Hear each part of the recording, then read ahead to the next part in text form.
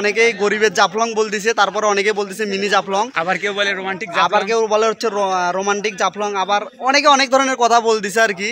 So অনেকে আসতেছে, অনেক দূর দূরান্ত থেকে আসতেছে মূলত এখানে এনজয় করার জন্য। আর আছে তো ঠান্ডা পানি মূলত। সো কেমন কাটলো আর কি আজকে? কতক্ষণ হলো আসছেন এখানে? আমরা আছি হচ্ছে 2টার দিকে, তো 2-3 ঘন্টার মতো সময় কাটালাম, অনেক ভালো লাগতেছে। আর আমি আপনাদের সবাইকে বলবো আপনারাও আসেন, ভালো একটা সময় যাবে আর কি।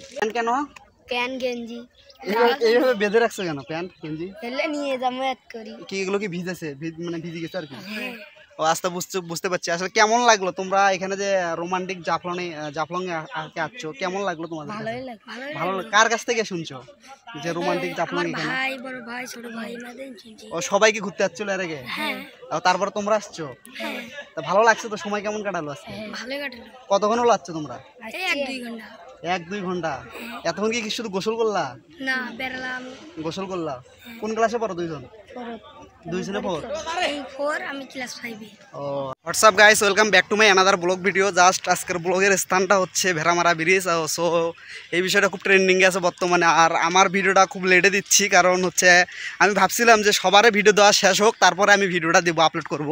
সো আমি অনেক শেষে যাচ্ছি আর কি, কারণ এর আগে আমি মূলত ভেড়ামারা ব্রিজকে নিয়ে আসলে একটা ভিডিও আপলোড দেওয়া হয়েছিল।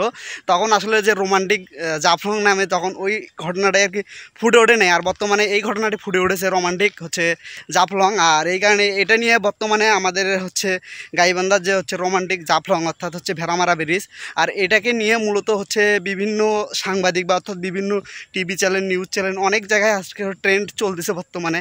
সো ভাবলাম যে সবাই যেহেতু ভিডিও দিচ্ছে, সো আমিও আসলাম আজকে এই কারণে মূলত ভিডিও দেওয়ার জন্য।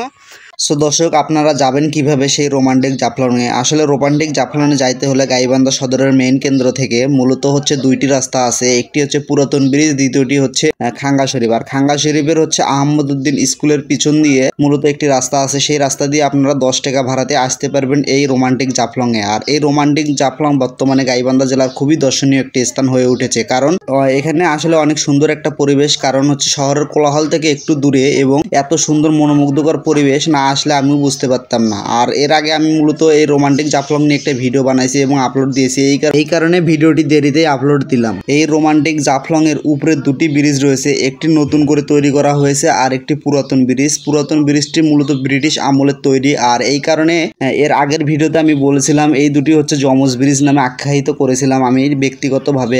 আর এই ভেড়ামারা ব্রিজের নামটি কি কারণে ভেড়ামারা ব্রিজ রাখা হয়? অনেকের মতে এখানে এক রাজা ছিল, সেই রাজার অনেকগুলো ভেড়া ছিল এবং সেই ভেড়াগুলো নিয়ে নদীপথে চলাচলের সময় নৌকা সহকারে সেই ভেড়াগুলো ডুবে মারা যায়, তখন থেকে ভেড়ামারা ব্রিজ রাখা হয়। আবার অনেকের মতে রেলপথে চলাচলের সময় অনেকগুলোকে ভেড়া মেরে যায় এবং তখন থেকে ভেড়ামারা ব্রিজ রাখা হয়। আবার অনেকের মতে ভেড়াকে কুরবানি দিয়ে রেলপথটি চালু করা হয়, তখন থেকে এই ভেড়ামারা ব্রিজ রাখা হয়। যাই হোক দর্শক, এই ভেড়ামারা ব্রিজের নিচেই রয়েছে সেই রোমান্টিক জাফলং, যা মানুষ ভালোবেসে নাম দিয়েছে গরিবের জাফলং, মিনি জাফলং এবং রোমান্টিক জাফলং। এই জাফলং মানুষের মনকে ছুঁয়ে দিয়েছে এবং অনেক মানুষ দূর দূরান্ত থেকে ঘুরতে আসতেছে, গোসল করতে আসতেছে, ছবি তুলতে আসতেছে, আবার অনেকে ভিডিও করার জন্য আসতেছে। তবে এই জাফলং আসলে মানুষের মনকে ছুঁয়ে দিয়েছে। সো দর্শক, ভিডিওটা আপনাদের কাছে কেমন লাগলো অবশ্যই কমেন্ট করে জানাবেন। আর আমার পেজটাকে ফলো দিয়ে আমার পাশে অবশ্যই থাকবেন।